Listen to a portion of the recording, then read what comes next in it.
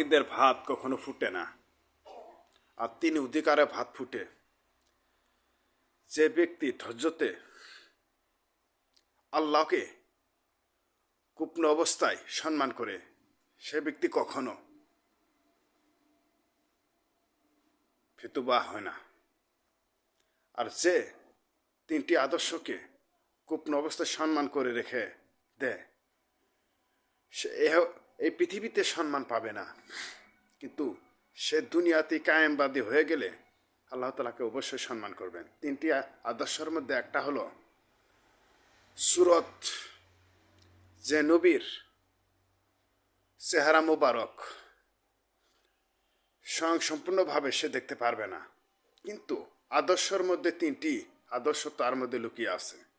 সেটা হলো নিজেকে গর্ব করার মতন দুনিয়াতে কেউ তার আপন হয়ে আসে না। আর দ্বিতীয় হলো সম্মান পাওয়ার জন্য সে প্রতি মুহূর্ত চেষ্টা করে, কিন্তু সম্মান পায় না। তৃতীয় আদর্শ হলো যে সর্বদাই নিজেকে বিপদে রেখে আরেকজনকে বিপদ ঝাঁপিয়ে পড়ে। সে কখনো বেঈমানকারীদের মধ্যে থাকে না। তার দিল আল্লাহ তাআলা সাদা প্রাণে লিখে দিছেন। এর জন্য আবা বিহাজাল হাদিসের মধ্যে কুবিরাজ জাতিরে থাকে না। আর সদামিন খলপাহুম সাদানের মধ্যে সলাইমন টিকে না। আল্লাহ তাআলা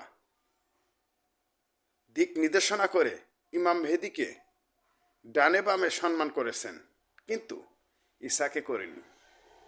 এর জন্য করেনি, আল্লাহ তাআলা জেনেছেন যে ইমাম মেহেদির মতো পৃথিবীতে আর কেউ কষ্টধারী লোক হবে না, সহজে কেউ মেনে নিবেও না।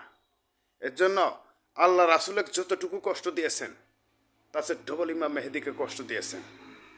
যদি জালিকাল যদি হয়, বায়া থেকে ডানি মেরে সালাম দেওয়া পর্যন্ত আল্লাহ তাআলা কোরআনকে নিপীড়িতভাবে ধরে রাখেন। আমার সাথে কেউ কুফরি করো না, আমার সাথে কেউ শিরক করো না। আর প্রতি কদমে কদমে যারা সত্যিকার ইমানদার মানুষ, তাদের নাক দিয়ে দুঃখের সীমানা বাহির হয়, কিন্তু চাপ দিয়ে করতে পারে না যে দুনিয়া থেকে বিদায় হব। আল্লাহ তাআলা বলছেন যে আমি খুশবুর তলোয়ার দিয়ে আমি ওই সমস্ত ব্যক্তিদেরকে আমি নিজেই দাফন করে রাখি। কেননা অগণিত জিনপুরি দিয়ে তার ইমানকে আমি সেকেন্ডে সেকেন্ডে পরীক্ষা করি। যেমন সলাইমনকে সামান্যতম একটু দিয়েছিলাম, তার পিছনে জিনপুরি লাগিয়ে তার নাক নাকিসা সে টিকতে পারেনি। এর জন্য আরশ মহল্লা তাআলা লিখেছেন নাক সিজিলি, আর মিন সিজিলের ভিতরে ঈসা রুহুল্লাহ টিকে না। নাক সিজিলে ইমাম মেহেদি 2বার তাগিদে থাকেন।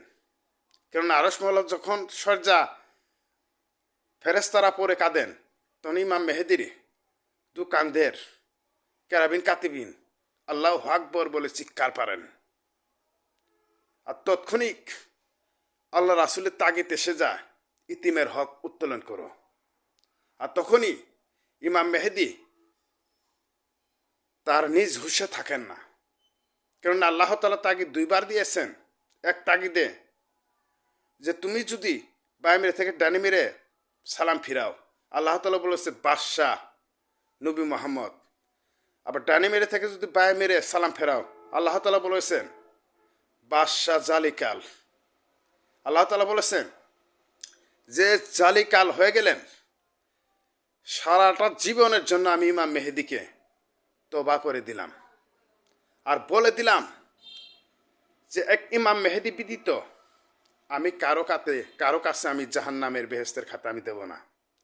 যদি তাই না হতো, বাঁ মেরে থেকে ডানি মেরে সালাম দেওয়া পর্যন্ত আল্লাহ নিজে বলেন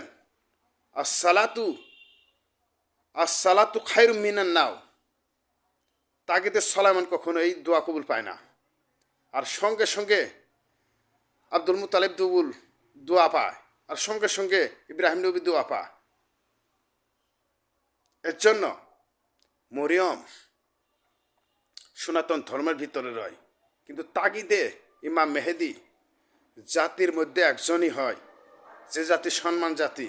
চিরকাল আল্লাহ তাআলা তাকে তাওই বলে ডাকেছেন। এজন্য তাগিদে দুইবার আসসালামু আলাইকুম ওয়া রাহমাতুল্লাহ আসহাবাল জান্নাতি ইয়ামিন ফি সুদুরি তাইবিন সাহাবা, আসহাবাল জান্নাতি ইয়ামিন ফি সুদুরি তাইবিন আসাহাবা। যদি আসহাবাল জান্নাতি হয়, তাগিদে সলাইমন কখনো আসে না, ঈসা তাগিদে আসে। যদি আসহাবাল জান্নাতি ইয়ামিন ফি সুদুরি হয়, ইমাম মেহেদি দুইবারই রয়। এর জন্য কেরাবিন কাতিবিন কিয়ামতের আগ পর্যন্ত ইমাম মেহেদির জিম্মি হয়ে থাকবে, কিন্তু কোনো উলামা ইকরাম কোনো নবীর কাছে জিম্মি হয়ে থাকবে না। আসসালামু আলাইকুম।